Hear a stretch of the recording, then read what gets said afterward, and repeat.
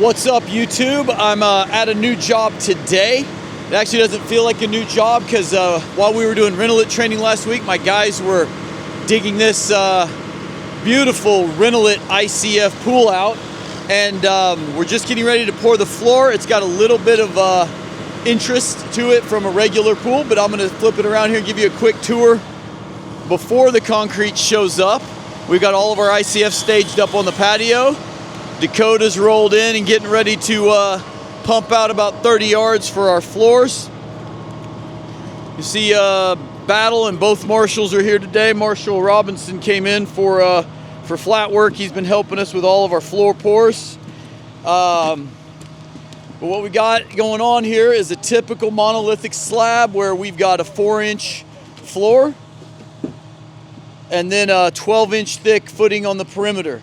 So that's where our walls will set. We've just got our 2 main drains set. That's the only plumbing that we have to have in before this pour. Everything else goes in the walls.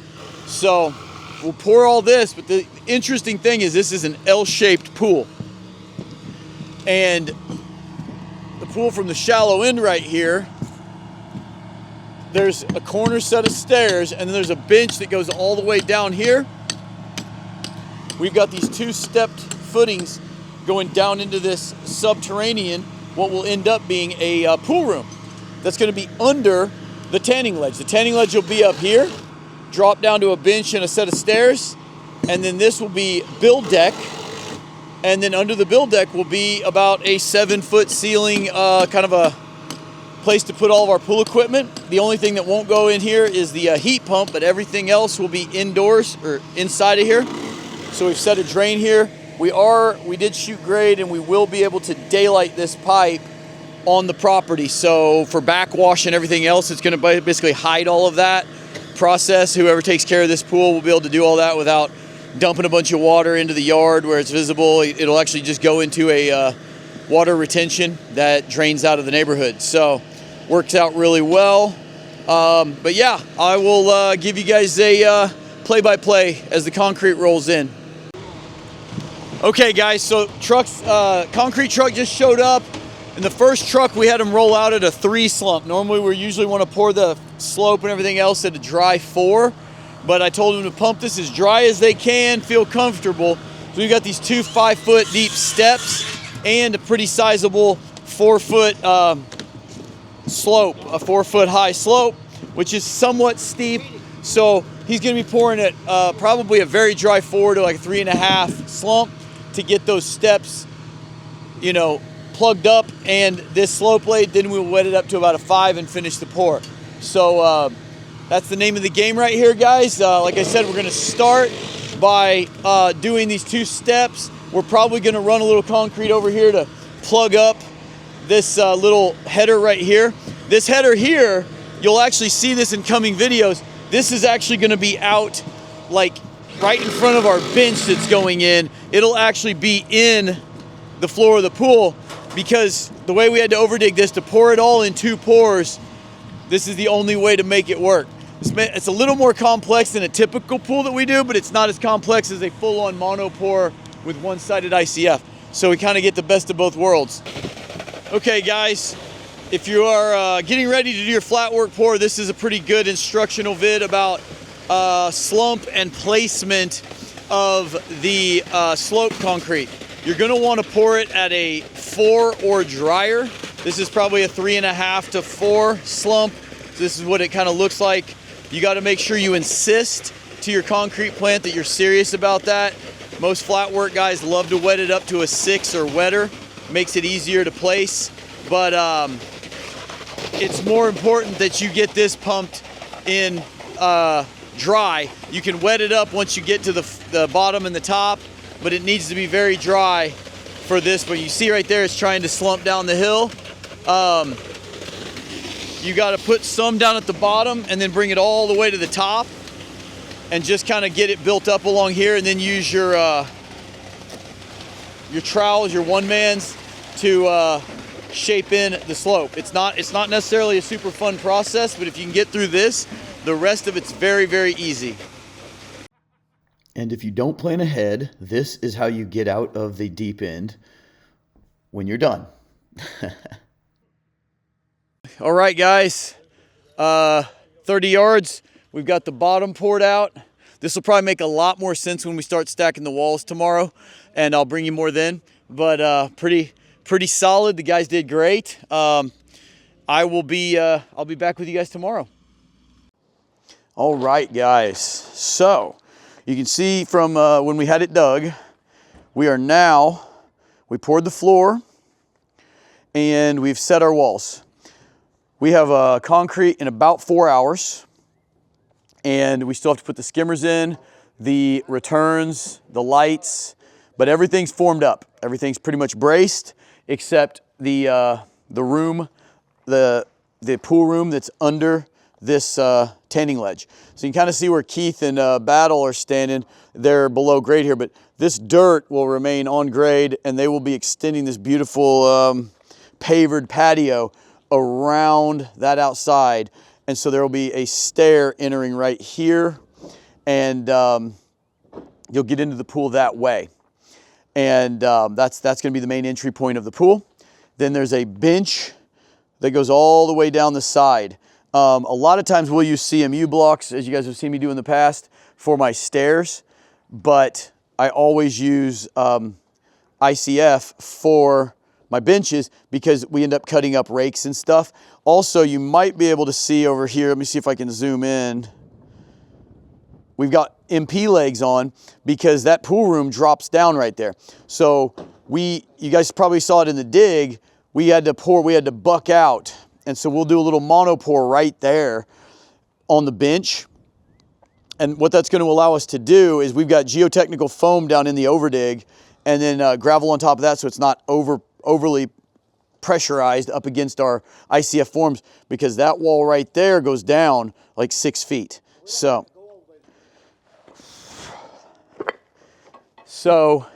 the build deck, you can see we still have to put stirrups in as well, but which I'm going to be jumping up and starting to do. I'm going to I got to put 2 bubblers in here, an umbrella sleeve, and all the stirrups, while Battle and Keith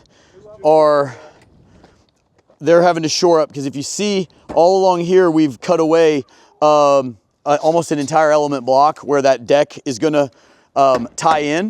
So what's going to happen there is there's no support on that second block down. It'll try to blow out. So we're having to put 2x4s, kind of stitching them almost like a horizontal bastard joint, and that still remains to be done. But we got time. We're okay.